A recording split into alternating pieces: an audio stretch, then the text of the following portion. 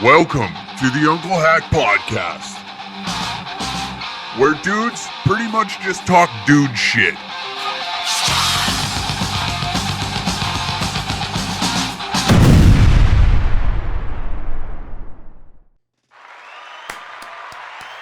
Oh boy.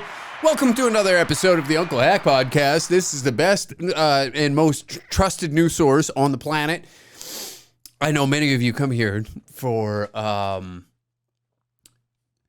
breakdown and an analysis of the current state of North America, what the general pulse is of the everyday human being. But first, before we get into all the topics and subjects that we have lined up for you on this fantastic news program, surrounding Vancouver hospitals and the illicit drug use taking place in there. Oh my. Oh boy. Just when you thought the city was getting it together, they throw a curveball at us. David Eby. Oh Lord, one of my favorite premiers in all of Canada, I may say. He's the only one to acknowledge that we are outstanding and just overall generally great comedians. So I have to pay my respects on this show to a man of that stature, you know, a guy that holds himself to such a high standard when it comes to viewing comedy. Now we get to dissect the current state of Vancouver in their health care system and what's going on in there. It'll be a great episode. Mayors are resigning over toxic people online. It's great. It's great. Canada is, I don't know why everybody's complaining. I don't know why. Anyways, before we get into that, upcoming stand-up dates, we like to front-end load this with promotions, unlike those other podcasts. You know, I got to be my grifting piece of shit self right out of the gate so you understand what you're signing up for. You know, we see the folks out there and what they're saying. We pay attention despite what we like to put online and say that we don't listen to the comment. We're in the comment sections. We love reading who doesn't love reading the comment section? Come on. April 11th, we are in Hinton, Alberta. April 13th in Drayton Valley. Then we're off to Texas. Oh boy. April 21st, Dallas, Texas. April 26th, Austin, Texas. Then we're back to the thriving country of Canada and head on over to Thunder Bay, Ontario. Then May 11th, the biggest show to date, Lloydminster, Alberta. Then May 12th, back in Edmonton. May 23rd, Camrose, Alberta. May 24th, Rocky Mountain House. May 25th, Westlock, Alberta. May 30th, Comox, British Columbia. May 31st, Nanaimo, British Columbia. And June 1st, Victoria, British Columbia. That's right, we're heading to the island for the first time ever. Victoria Island, Vancouver Island, who gives a shit? We're going there. DangerCatShop.com for tickets today. Another way to support the show, I always put it at the end, but if you want an exclusive episode, you know, head on over to the Patreon, you know, head on over to the Patreon, patreon.com/DangerCat69 to support this podcast. You know, we're begging for money. People are saying I'm a grifter. So I might as well lean into it. I'm trying my hardest. I'm trying to have my greasy little fingertips into your wallet. Am I successful at it? Depending on which TikToker you pay attention to. Some would say yes. Others disagree, you know. Others disagree because they see me flying economy across the goddamn country to go do stand-up, you know? These folks, they see me flying, they're like, oh, he's one of us? I thought that he was the grift king. I thought he'd be flying first class or even private, but not the case. The grifting is not going very well, right? And when I say that I'm flying economy, you know, some people would be like, ooh, not looking good, but I like it, you know? I sat beside this woman on the flight back from Toronto, elderly woman. and had a rosary in her hand and was praying. And, that was a good sign. I liked seeing that, not so much the nervousness of an elderly woman. That's not very pleasing to me, That's not something that I would get off on. Seeing somebody in distress in a situation where they are very uncomfortable, but to see the rosary out and a prayer being said, I was like, okay, well, maybe this one is going into the side of a building. Maybe it is going to be all over. Because, sometimes like, what do they call it? Murphy's Law or whatever the hell. Maybe it's going to contradict itself. We think everything's going to be A-okay, but unfortunately, the plane landed just perfectly fine in Edmonton, and I'm here before you. What a series of unfortunate events. I'm looking at the rosary being prayed upon, thinking to myself, nice, it's all over. When I get back, I don't have to file my taxes. Nice. Somebody else can figure out my bullshit because I am going to be just a smoldering pile of flesh, preferably in the 14th, 15th floor of a building. Well, how's the plane going to get that low? They're tall floors, okay? 20-foot ceilings. You do the math. But that was nice. Toronto is a very particular city, I find, And I got asked a few times while out there by some of the locals, some local comedians, others are in the community. Are you ever going to move out here? Ugh, what a question. Am I ever going to move? You know what? Yes. No, nothing I would love more right now in the trying times of the economic state of Canada is to move to a more expensive province. Nothing I would love more is just to financially strap myself to live in just a concrete wasteland. You look around that city, every other corner you get hit with a different waft of piss. Like you get the dehydrated, some are hydrated out there. It's just piss wherever you go. That's the scent that just, And that is just it's the cologne of the rich, When you're in an area that is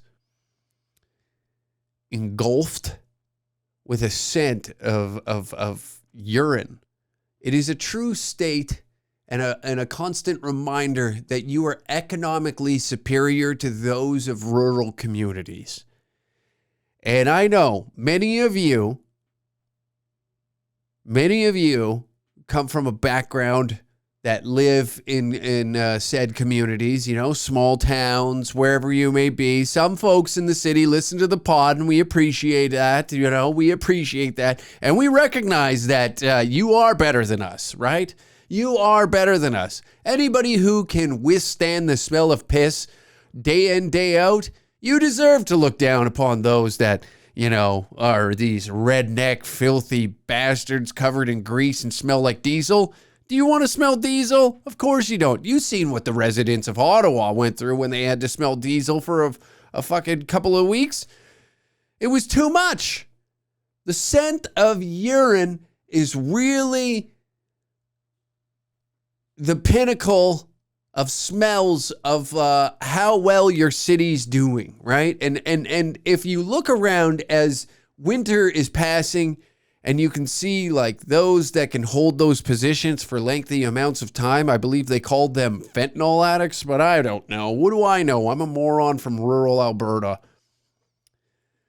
I'm still trying to figure out transit systems. I can't be focusing on the overall well-being of the citizens. I got to personally look deep inside and figure out how the transit system works of this city before I can have any empathy for any other citizens, okay? For I am a moron, forgive me. For I am just a simple man with simple needs, gas station t-shirts and hand jobs in those bathrooms of said gas station, It's a simple life, and I don't know why anybody else would want to live that. So when I answer this, of whether or not I would want to live in Toronto. I don't think that I can live up to the standards of those folks that are able to live in a city that the scent of piss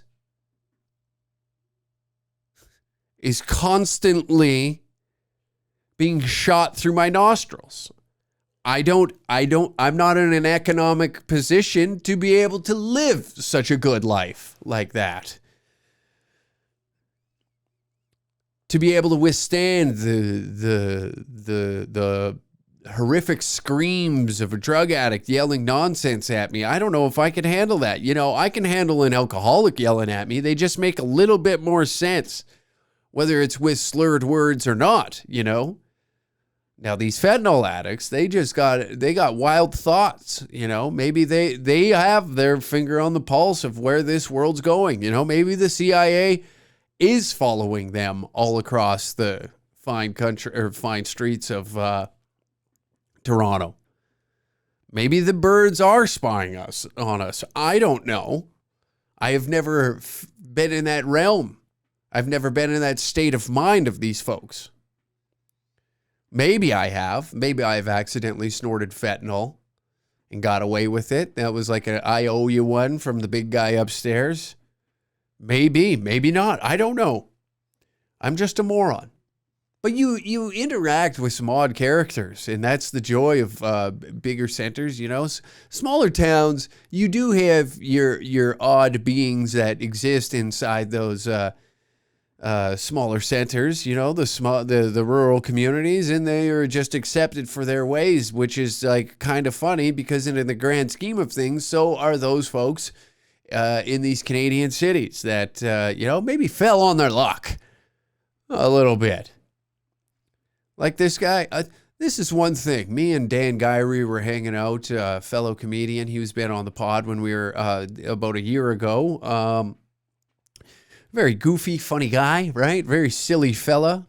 And we enjoy him. We enjoy his presence. So I was hanging out with him on the Sunday prior to flying out back to Edmonton. And we're standing outside of his place of work to where a homeless man is rummaging through now he could be homeless. He could just be a drug addict. We don't know. Let's not just judge this man right out of the gate, Hack. What are you doing? Have some empathy. Didn't you learn anything throughout that past month? Have some sympathy for these folks, you piece of shit. But what I'm trying to say is this, what I'm trying to get at here, just an unusual question comes out of that dumpster, you know, and it was one of those dumpsters with a side door on it, you know, like it could be, this man could easily run a business out of this thing, you know. Just take it over, start selling goods and items, you know, have a little kitchen there. He could do whatever he really wants with that thing. But as he's rummaging through the garbage, a thought came across his brain, and he pokes out and he yells at us, "Hey, do you happen to have the time?" And I thought, like, me and Dan started giggling to one another. It's like, why does a guy like that need to know the time? What is he late for? What could a guy like that be late for? Has he got an appointment? Most clinics are closed on a Sunday. Do you got the time, he says. Which really registered with me, you know? What is going on? It makes you giggle, something like that. And it's like, what is he up to? What does this guy know that we don't? How did he get in that position, too? First off, what's he looking for? And why does he need to know the time?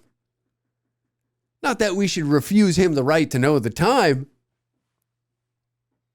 but it just seemed like a wild question to ask right then and there. What are you late for a coffee date? You just trying to find a bouquet of flowers in there? What do homeless people do that requires the time? You know, and I'm not saying that you shouldn't know the time. You should always know what time it is. But what a wild thing to ask out of a dumpster, you know?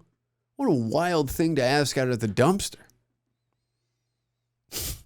I was taken back by that, you know? And I got to remind myself, I'm still just like, at heart, I'm this small town kid. So see, you know, that is just something that blew my mind.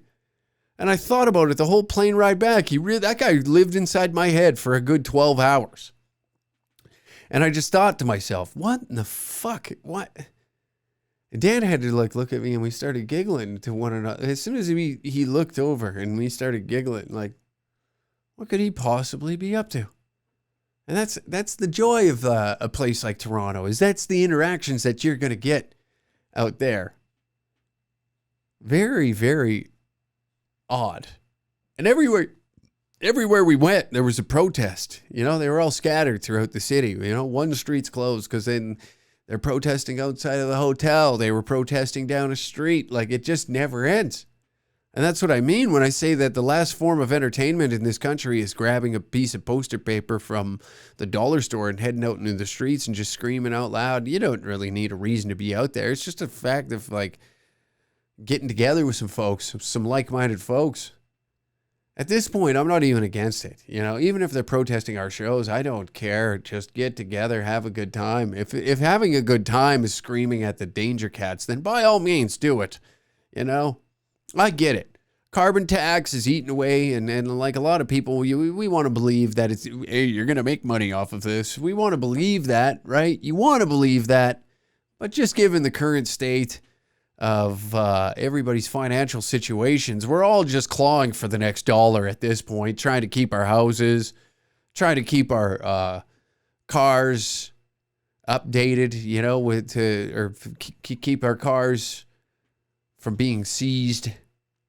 We want our bills. We're juggling bills here now, right? Everybody's just kind of winding down slowly to the point where it's just like, let it destruct. That's the overall feeling that I get with the majority of Canadians that I've interacted with. I don't say Americans because I haven't bumped into one since November, so it's tough to see what they're saying, right?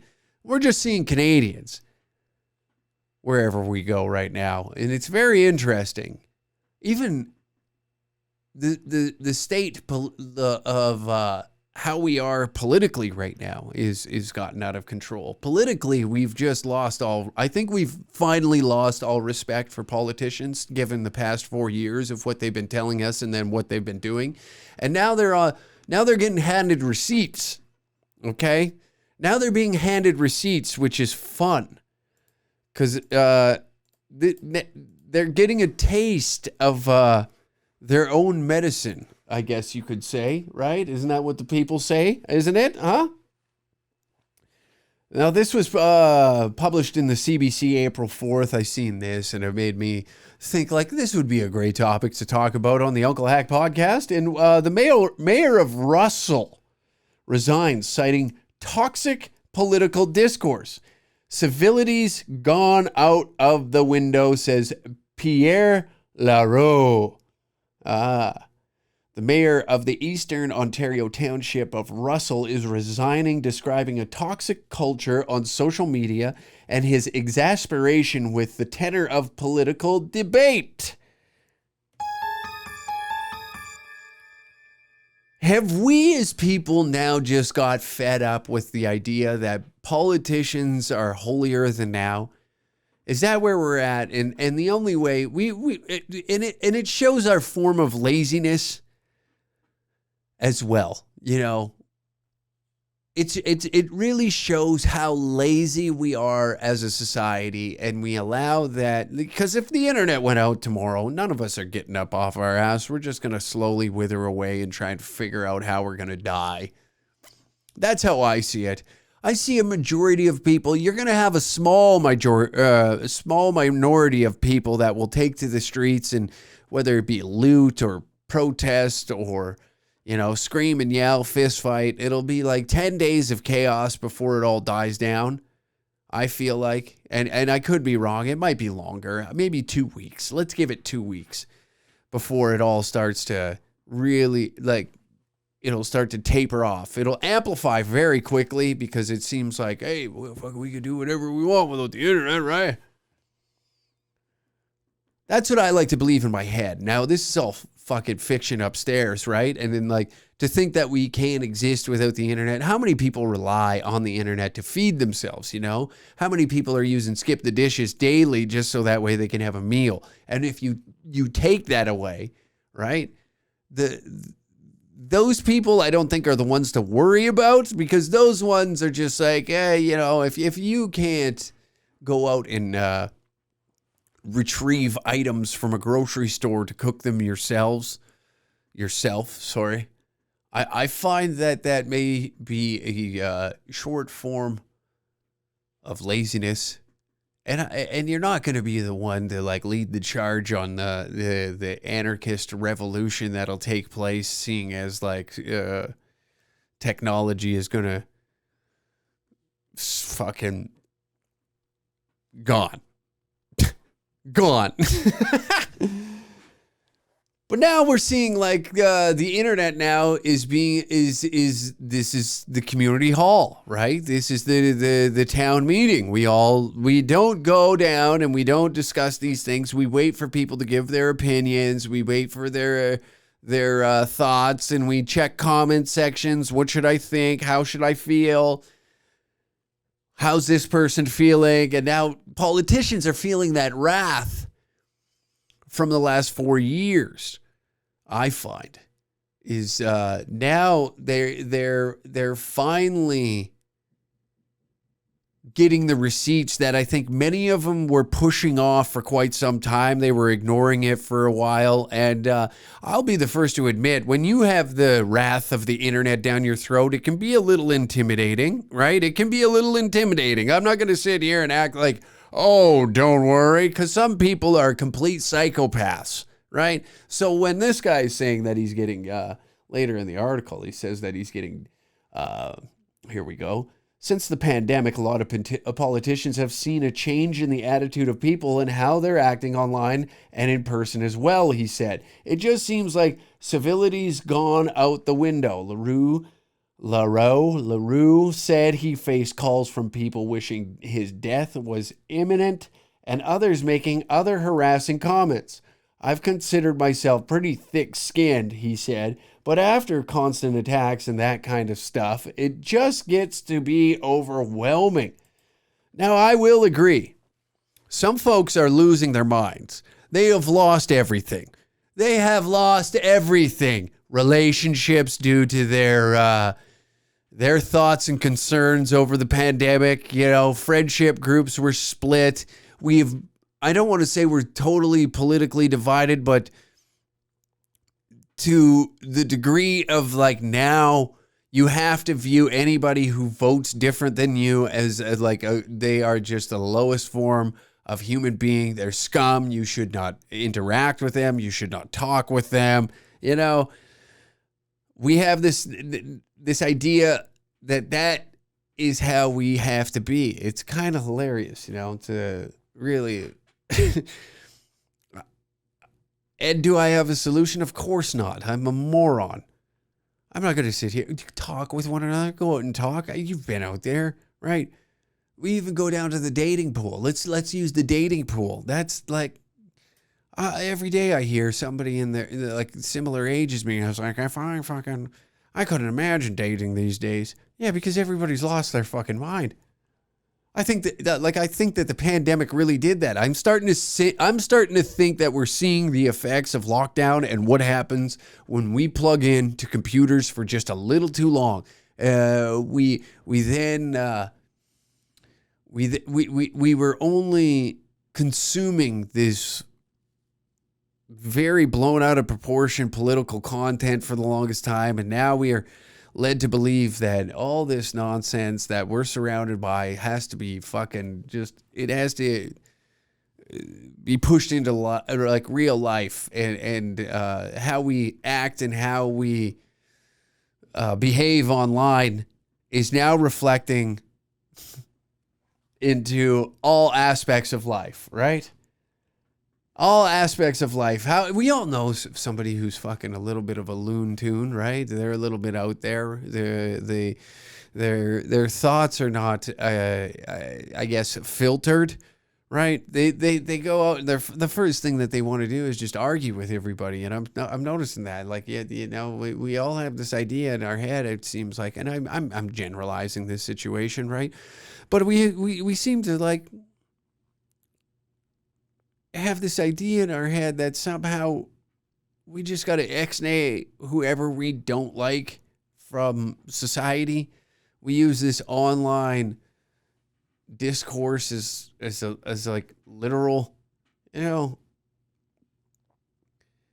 even admit, some of those death threats gave me a hard on that we were getting. It's like, finally, I can put a fucking close on this. It's like being on that plane all over again. I'm looking at that rosary and I'm like, nice, it's over. I could tap out. Wouldn't this be nice? It's all gonna come crashing down to just a fucking halt. But it is crazy that now we're at the point where it's just like, fuck it, I don't give a shit. I put this guy logged 10 years in being mayor of this little this Eastern Ontario town, bud, and now it's just had enough. You logged in, you're getting your pension. What the fuck do I care about these people? I'm not going to lead the charge and try and manage this city anymore. Let it all fall apart. It's kind of like the attitude I would have if I was in a position like that. So I can't blame him, and feel the heat of like online comment sections is like, fucking, God, why do I care? I don't care. Most of these people are mouth breathers. Nothing better to do with their time, but just air their grievances towards whoever I feel has created this problem around me. It's like from top to bottom in the political sphere. They're all getting it, No wonder you see Christia Freeland twitching all day long. She's probably thinking, who's got a throwing star in this goddamn place? Am I going to get fucking ninja'd right in front? If it's a smoke bomb going to go off and I'm going to catch a spear to my chest? Like, what's going on here? I'd be a little twitchy myself. That and probably, some stepped on nose rockets would probably do that too. And that would heighten my paranoia in public. Wouldn't that do it? You imagine being fueled by an uncontrolled substance and then add the paranoia of being murdered in public? Every time you got to go to a public speaking, my God, no wonder she's hitting the electric slide everywhere she goes, and before you think that I'm going to be the one to go out there and do something crazy like that, you're out of your mind. I'm not doing it. I don't got the time. I gotta be, you heard the list of dates where I gotta be, right? I don't have the time to chase these people down. I don't have the time to chase down my worst enemy right now. So if you're taking this as like, oh, he's saying this as if like he's going to go out there and he's going to do something crazy like that, you're crazy. You're insane. I don't have the give a fuck in me to go do something like that, Now there's some lunatics that I would probably be worried about, but when it comes to online personalities, but am I one of them? Not even close. Not even maybe. This man did an interview here, and there were a few things that he said. We're going to play that interview. In Russell, Mayor Pierre Leroux has announced his intention to step down from the post he's held for a decade. The news comes just a few weeks after Gatineau Mayor France Belle-Île announced she'd be leaving her post effective immediately. And also after Leroux posted on social media some of the frustrations he's had with how elected officials are treated. This isn't going to be a politically correct message. I'm going to be very direct. Because I'm pissed. I'm emotionally drained, and I'm tired. And I need to get this off my chest. Pierre Leroux then went on. You know what that sounds like? Is like one of those, when you're... It sounds like a stepdad that just doesn't have the balls to punish you, And they have to use... like this emotional state of like trying to make you feel guilty about whatever it is. Like maybe your grades were a little bad and I got to admit, this isn't going to be politically correct. And you're like, oh God, as a growing boy, you don't really respect that, right? You got to respect a little bit of, you respect fear as a young boy. And then like when you have those types of folks trying to talk down to people who truly just kind of don't care about words and it's more like physical actions. You know, you probably fear violence more than you fear somebody who's trying to finger wag at you, you know? You're like, listen, shame, shame, shame. And you're like, oh, God, fucking. This is incredibly disheartening that you feel that talking to me this way, you know, like the folks that are in your comment section, Mr. Pierre, are probably not going to take this as the way that you're saying, yeah, now I want to be, this isn't going to be politically correct. Well, don't start with that. I get you've been in a position where you got to watch what you say, but I mean, let it all out. You're resigning. What are you doing? Say how you truly feel. This is why I have a problem with these politicians. I would respect somebody and be like, listen, if Trudeau came out and he was like, everybody in Alberta is a homo. I don't like them. I cannot stand that. I would respect him more as a politician. You know, instead of trying to dance around of like, and just like doing these kind of gay ways of saying it without saying it, you know, by doing that. What was that a couple years ago where he left out when he was naming all the provinces and he left out Alberta, and then it was like that's his way of like slighting the West. I mean, you know, that's your way. Just say you hate us. Say you hate the West. Just lay it on. This may not be politically correct. It's about time. You know, I think we're past the point now of like how we speak to one another. It needs to be tiptoed on. You know, just tell me I'm gay. Yell at me. I can handle it, you know? We're pumping all this money into like the mental state of I just seen something like it's $100 billion or whatever the fucking number is to help the mental state of young people in Canada. Just talk to them like they're adults. We want to baby everything. You know, just scream at them. Just like a drunk father coming home at 2:30 in the morning and he's a little cheesed that he didn't get that job that he was really banking on to really provide for the family. So he went out drinking that night and came home and starts to realize what a pathetic son you actually are. You know, every day he comes home, you're 23 years old and you think you're going to make it as a streamer. And that irritates him, you know, because you have a dream. You have a bit of a dream. That dream might be a little bit far-fetched because you're not entertaining whatsoever and you've had one viewer on your stream, but one day you're going to break through and people are going to really enjoy what you do. And you believe it. You believe it. But your father seems to think other. So he comes home after a long, hard day of busting his ass in a lumber yard or turning wrenches, being a pipe fit, whatever his occupation is. His back hurts, right?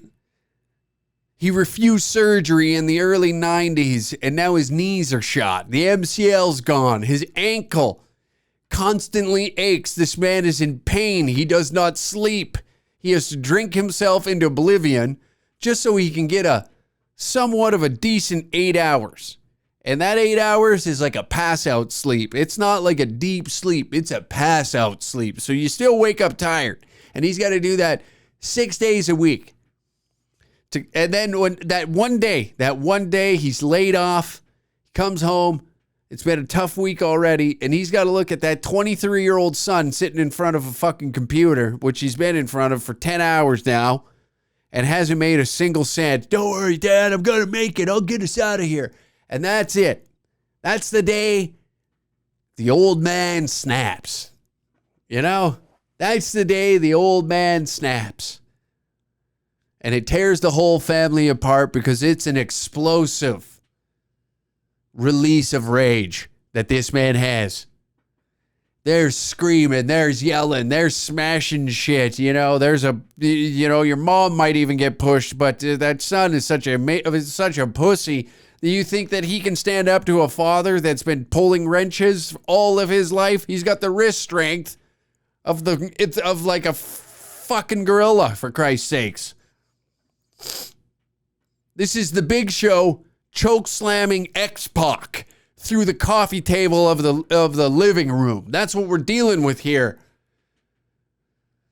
And then the words start, you fucking I would respect it more if politicians did that. They treated their language, or they treated their press conferences as their wrestling promos.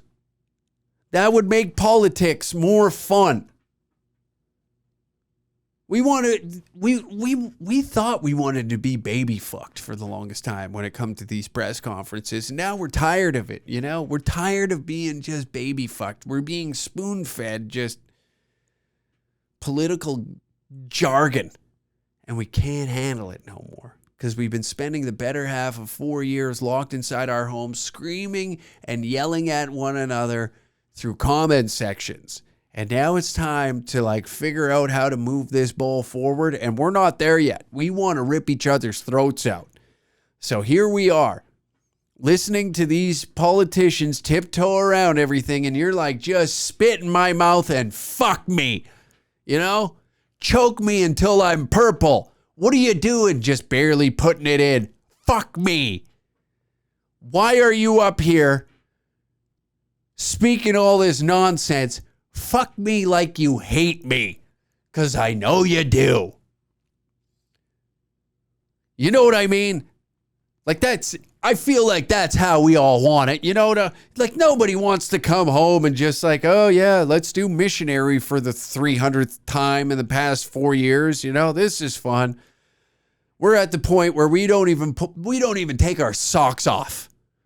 The tops are still on. It's just basically pull out the genitalia, get at it, bust one. There's no love. There's no passion. There's no hate. It's an emotionless style of sex that none of us really want to have. And that's what we're doing with politics right now. That's what I find. We want to be fucked. Now we're getting fucked financially, but that's not what I'm talking. That's over there. That's a whole different issue. We're getting fucked there. We're getting royally fucked. That's a fucking gangbang happening in the room beside you. You didn't want to be in that gangbang, but you're in it. Now, when it comes to speaking with one another, right, we're over that. We're over the, little smooch on the neck. Let me put it in slow. It's like, put it in dry and make me fucking scream. Choke me until I pass out. And when I come to, you better still be fucking. Tired of all this soft language, We just want it raw. That's what I'm finding with a lot of people, Like this right here is a hold on. To describe a toxic culture on social media and his exasperation with the tenure of political debate online. How much did that play into the decision by the mayor of Russell to step down? Pierre Leroux is with us now. Hi there. Good day, sir. How much did those frustrations play into the decision to step down? They obviously played a role. It wasn't the main cause, if you will. But, while doing the pros and cons of the possible move, they were definitely not being subject to that negativity was definitely a pro. Well, can you talk to me a little bit about that negativity? What kinds of things you've been experiencing? So I think it's nothing new. A lot of people see it. A lot of politicians live it. It's just the constant negativity online. I think there's a very vocal, silent minority, or vocal minority, and unfortunately, I think most people are quite happy with how things are being run in our area. It was the silent majority, if you will. But I'm all about democracy and disagreeing. But it seems now that when you disagree with someone, that automatically turns you into their enemy, and civility goes out the window. So I think that, it's become very cumbersome for a lot of politicians. When you say civility out the window, what kinds of things were you experiencing? I mean, it was. I've had a few phone calls. I wouldn't call them death threats, but I'll say, people wishing that my death was imminent. Put it that way. So those type of scenarios, always from a blocked number or just anonymous messages being received. So I have a solution for this, and many of you may not like that, but maybe we just set up a hotline, That's what we used to do. Quite honestly, it's here on the Unclehack podcast. I've told you week in, week out, if you want the anonymous voicemail, what are we doing, right? I've told you. Drop a voice note on the show, unclehack@dangercats.tv. Email it to me. We'll play it on the show. I'm done reading emails. We've given that's what you got to do. Why are you answering the phone, dummy? Leave a voicemail. Go through the good ones. Make content out of it. I've been saying this whole time that politicians are just basically influencers at this point. They're creating content. They're going out there. They're creating content. The cameras are on all the time. We're like moments away from these guys turning it into those in real life streamers, where the cameras are always rolling. What are they doing? What are they eating? What are they saying? Right? And they stream all day long and just do the most minuscule, stupid shit. They got to find ways. When you stream for 18 hours, you got to find a way to be entertaining. And that's got to be hard, to be entertaining for that long. So what do? You go cause a ruckus. That's what they got to do. Read the voice, the fucking Jimmy Fallon. Didn't they read mean tweets or whatever on his goddamn show? These guys would just read their tweets on the show. Read the tweets. Make content. That's what you're doing. No one gives a shit about your policies. We want to see the content. Like Pierre eating the apple, talking to that lady, being like a dismissive prick. That was good content. People were talking about that, right? Politicians are making memes these days. They're making memes. We got memesters and vloggers in office. That's what we're doing. So what's this guy doing? Whining and complaining. You got content right there. Pull your head out of your ass. Why am I not your social media manager? We'd be filming all day long. That's all we'd be doing. I got an idea. We'll have like a writer's meeting in the morning, a little content pitch. We'll surround the table. We'll be inclusive. We'll do all the DEI fucking hiring. And we'll include everybody. Okay? That means we're bringing in leftists, right-wing people, and we want the extreme versions of both those both sides of the political spectrum. We want it all. We want it all in that writers' meeting. We want every morning to seem like it's World War III of screaming at one another. So that way we can do it in person. And at the end, and you know what? We'll stream that too. Just to show how this is how we get things done out here in Russell, Ontario. I waste so much time and talent on a show like this. On a show like this, I just fucking turn on this mic. I don't know. I don't even know how you find this entertaining at this point. I don't even know. I don't know. I don't know. That really tells me the current state of this country. The fact that people are listening to this show tells me that we're heading in the right direction. Oh, God. And another reason I say that, like we're heading in the right direction, right, is the current state of Vancouver. Vancouver is really thriving. They are really, like, Northern Health memo highlights concerns with illicit drugs, weapons inside BC hospitals. This is where we're at. This is where you decriminalize drugs and it just turns into an insane asylum wherever you go. Like everywhere we are headed, the safety of nurses and patients. Sorry, we'll bring that back. Now, this is global news out in British Columbia. They were kind enough to promote our show out there, so I feel like I got a cross promo. We had a behind closed doors deal that listen, We need you to speak about the upcoming shows that we have that are going to be taking place in British Columbia and across the country, right? So we're doing a little cross promo these days. So I said, you know what? There'll be a few articles, I imagine, that you pump out that I'm going to have to discuss on my show. So, you know, a little bit of a closed door deal between us. I know I shouldn't speak about it, but I didn't sign a whatever people sign whenever they have to fuck a celebrity, whatever that is, fucking NDA. There we go, non-disclosure agreement. I didn't have to sign one of those, so we can speak about it publicly. That's the nice thing about this. The safety of nurses and patients in BC hospitals, a hot topic at the legislature. The NDP have created a free-for-all with open drug use.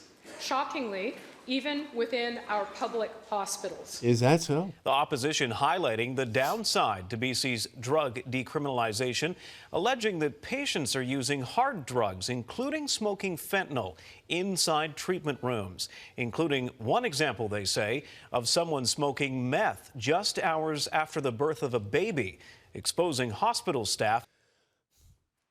What, people can't relax anymore?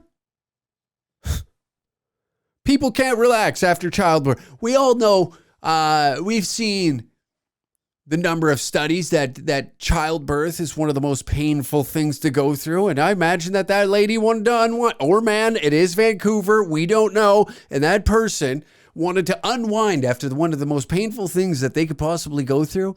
And these guys have the audacity to sit here and criticize that individual. So what? They wanted to have a hoot of meth. It's decriminalized in your province. Now all of a sudden it's a problem. I thought a couple years ago you guys were out in the streets chanting and raving about how great this is going to be for the city. And now all of a sudden it's a problem? Now all of a sudden it's a problem. The audacity of these folks to sit on these panels and say these types of things, you know, with the tone and delivery that they have is just truly disgusting to me. How dare they? How dare they deprive that woman the right to smoke meth after childbirth? I thought this was a free country. I thought this was a free country. You decriminalize it, and now all of a sudden it's an issue? Because what? We're in a building of a health facility? Ugh, disgusts me. These people disgust me that sit here and criticize this person who just, you know, gave birth to a baby. That baby might grow up to be a lawyer, a doctor, huh? They might grow up to be a political activist. We don't know the possibilities and outcome of this young child's life. But we do know that that mother should not be deprived of having a nice little hoot of meth after giving birth to what could be the next prime minister, or even better, premier of British Columbia. What a unreal. And other patients. How many more nurses have to be put at risk and infants exposed to illicit hard drugs in our hospitals before the Premier puts an end to this reckless decriminalization experiment? Ending this program won't save a single life, not a single life in this province. In a memo. Oh, really? Let's go back and hear that one more time. Is that what you think? This is my villain arc of me going full lib. I'm going full lib on them now. You know what I mean? Watch out. I'm going full lib on you. You thought this whole time that this podcast was like a right-leaning podcast. You've been wrong. You've been wrong that whole time. How dare you come to this podcast and think for a second that I'm one of these conservative pigs, okay? I hate to break it to you, but I'm going full feminist these days. You know, I'm going the other way. I'm going the other way. If the pendulum is swinging like they're saying, I'm going the other way. Newsflash, dum-dums. Newsflash, dum-dums. We're going the other way. And other patients. How many more nurses have to be put at risk and infants exposed to illicit hard drugs in our hospitals before the Premier puts an end to this reckless decriminalization? I think somebody needs to give her a chill pill. One of those chill pills that they're handing out on East Hastings. Those guys are chill as hell. Have you ever hung out with them? They don't say much. They can hold the position for hours. They don't talk much. A couple chill pills needed up there in the legislative building of British Columbia. Listen to this lady's tone.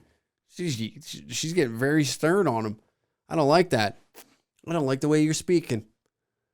I think that you need to tone it down a little bit, miss, and have some sympathy for, you know, somebody who just went through childbirth and is just trying to unwind a little bit. What, you never had a hard day? You never had a hard day before? Now all of a sudden you're acting as if like we got a... Unreal. Experiment. Ending this program won't save a single life, not a single life in this province. In a memo, Northern Health gives nurses specific instructions when it comes to dealing with drugs. They are told not to measure, weigh, or test the substance. They have no responsibility to monitor substances or quantities for legal purposes, and they should avoid contact with unknown substances. Nurses say very few health authorities are making their employees feel safe, and if concerns are raised, they're not taken seriously.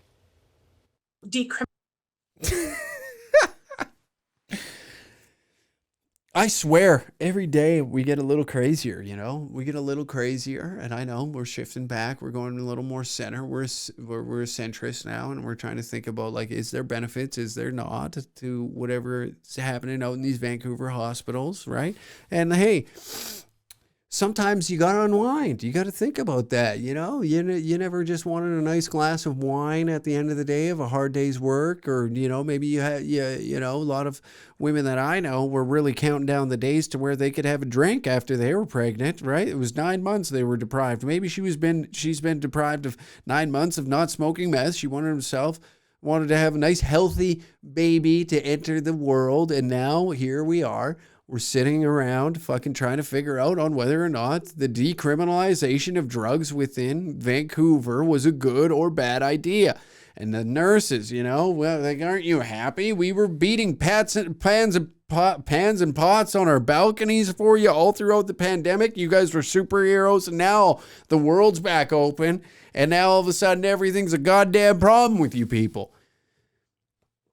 Every day there's something you got to be whining and complaining. So what? Somebody brought in a little bit of fentanyl and a dash of fucking methamphetamines into the hospital, right? Oh boy, what do we do here? Don't touch it. Don't look at it. Just mind your own business. That's the thing. If we just mind our own business, none of this would be an issue. You know what I'm saying, folks? That's what I'm talking about on this podcast, is just minding our own business. That old song and dance, you know? Like, if I want to say the N-word on TikTok, why can't you just leave me be? You know, so what? I want to get a little misogynistic on Facebook. And you just have to go, you just mind your own business. I'm out here minding my own. I'm just putting my thoughts into fucking a couple characters, throwing them online. Can't I just be a little bit misogynistic? I thought we were all about just letting people be people, but I guess not. I thought that, you know, I thought that you could go into you'd think that the hospital would be the best place to shoot up, but I guess not, right? They're telling me to fucking leave it out in the parking lot. What if somebody breaks into my vehicle and steals my stash? Now I'm out. Then what am I supposed to do? What am I supposed to do then? Hold a nurse at knife point and tell her, Get me some Oxycontin. I'm trying to unwind. And now you got all these women sitting around, here's my misogynistic take. It was all women complaining, right? No guys other than that mayor were complaining. But no, we're talking about the healthcare system right now, and all I'm seeing here is a bunch of ladies complaining about people having a good time. What? People can't have a good time anymore? Criminalization doesn't mean that consumption should take place in a hospital setting. I think that just needs to be considered and needs to be addressed.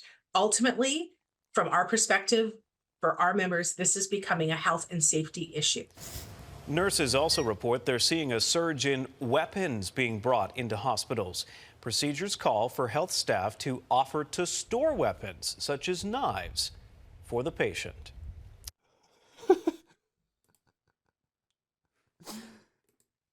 That's what I mean, folks. The end is near, isn't it? It makes it, every day it kind of feels like we're just inching a little bit closer to like an apocalyptic state of wherever you're at, wherever you're at.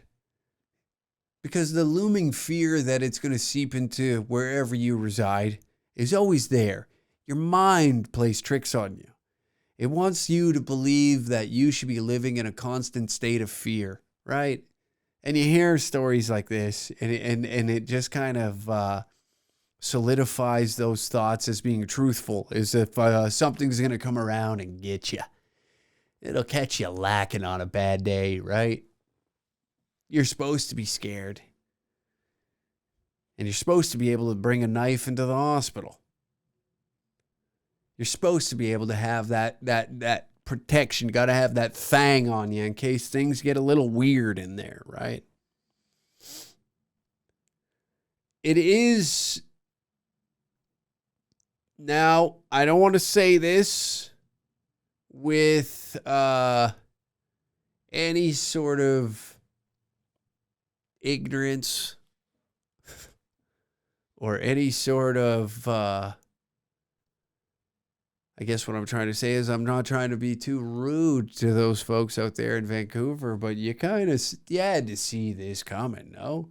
You had to have seen this coming, It is hilarious that watching those who wanted to champion a lot of these progressive movements, and now they're like, well, it didn't really work out how we thought it was going to be. We thought that, if we gave these people the freedom to smoke crack on transit systems, that maybe it would just make this utopia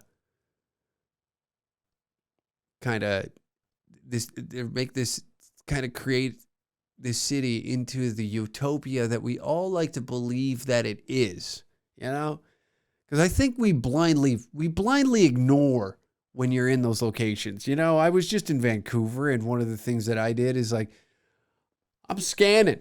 I'm looking around. I'm looking at people. I'm a nosy little Nelly when I get into these areas.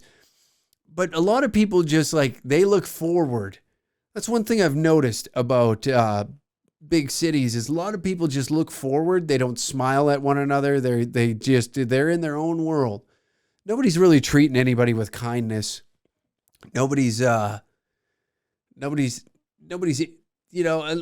only really interacting with those that to drum up a conversation with a stranger. They want to cut it a little short. They don't really want to interact with you. They don't want much to do with you. So I think that what leads to this idea of the vocal ones that think that they can create this utopia in these urban centers. Listen to me trying to sound smart. Why am I doing that? Why am I just, Vancouver just turned into a shithole because everybody wanted to just fucking pat themselves on the back and I believe, yeah, we did cover that. It's everybody's got their own little organization that they're looking for donations. And then it's they're constantly trying to pat one another, pat themselves on the back of some sort of, social, with this social currency of that they're a good person because they created this, this organization that hands out free needles to heroin addicts. Yeah, and it just like kind of furthers the problem. They're not offering any sort of help. You're making the problem worse, and now you're seeing the effects of it down the line. You know, people who are truly down on their luck. You know, it's very hard to make a living these days. It is. You're being taxed more. The price of goods has went up. The cost of living has skyrocketed when it comes to, you know, renting. Landlords are just punting people out. You got, you know, people abusing the system. So now, like, you'd much rather have whatever rental property that you have just sit empty than to allow somebody like to use the law in a manner that puts you out financially. So we're in like this odd place now where laws they're rewarding criminal behavior. They're allowing criminals to just do whatever the hell they want, like smoking crack in a fucking hospital. Smoking meth after childbirth is a wild thing to do. That is wild. You know? But that's the state that we're in some places, you know? And what are we going to do about it other than talk about it on a shitty podcast? Am I going to set my fucking intentions for the day to go out and be a better person, just accept the reality around me and just put I'll set it, I'm just trying to survive. How did I get here? I don't know, you know. Why am I in the position to be talking about this type of stuff? I'm not. Many folks, they stumble across this podcast. They think to themselves, how did I get here? And that's because, you know, maybe you watch some slightly irritating political commentator on YouTube and I hit the recommendation little box below it or whatever section of YouTube. And now maybe you're listening to this. Maybe your buddy said, hey, this guy's not bad. He talks about some stuff that we can relate to. Why don't we head on over and listen to the unclehack podcast? And then I waste an hour of your life ranting and raving, just shooting horse shit out of my mouth for just lowbrow entertainment. We say slurs, we say dumb shit. We're trying to figure out even the structure of this show is up in the air at most times. But that's the joy of it, because it's complete chaos. Remember, folks, dangercatshop.com for tickets to a live stand-up comedy show. We're coming to Vancouver Island, Victoria Island, Vancouver Island, whatever the hell. And if you want an exclusive version of the Uncle Hack podcast, head on over to patreon.com/dangercats69. It's a way to support this podcast. If you enjoy it, head on over there. Head on over there. Have yourself a wonderful day, folks.